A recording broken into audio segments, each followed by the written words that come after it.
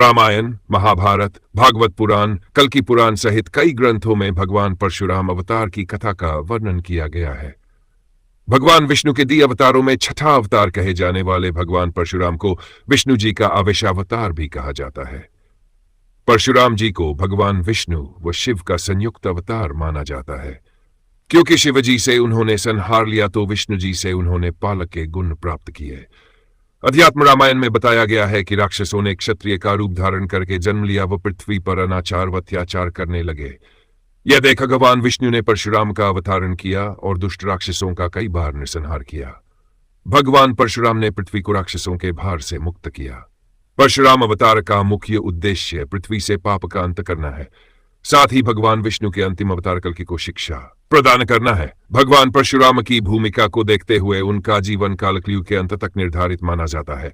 ब्राह्मण कुल में जन्मे भगवान परशुराम के पिता ब्राह्मण जमदग्नि था, माता क्षत्रिय रेणुका थी, इसलिए परशुराम जी के अंदर ब्राह्मण व क्षत्रिय दोनों के गुण थे। बचपन में उनका नाम राम रखा गया, लेकिन भगवान शिव से प्राप्त अस्त्र परशु कुल्हाड़ी के कारण उन्हें परशुराम के नाम से जाना जाने लगा।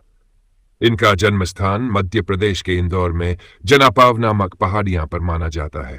पौराणिक कथाओं के अनुसार एक बार राजा सहस्त्रार्जुन अपने सैनिकों के साथ ऋषि जमदग्नि के आश्रम में गया, जहां उस कामन ऋषि की गाय कामधेनु पर आ गया और उसे साथ ले जाने कामन बना लिया।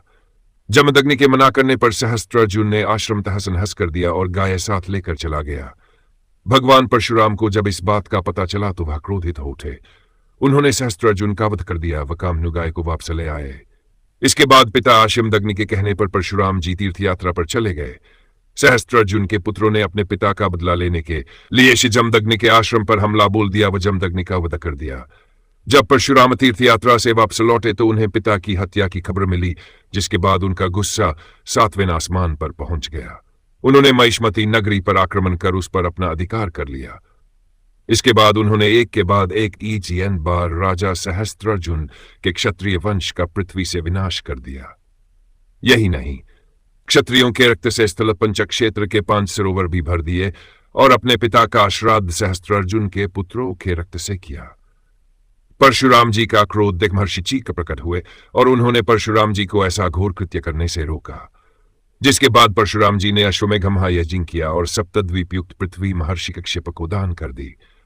साथ ही देवराज इंद्र के समक्ष अपने शस्त्र त्याग दिए और सागर द्वारा उच्छिष्ट भूभाग महेंद्र पर्वत पर आश्रम बनाकर रहने लगे।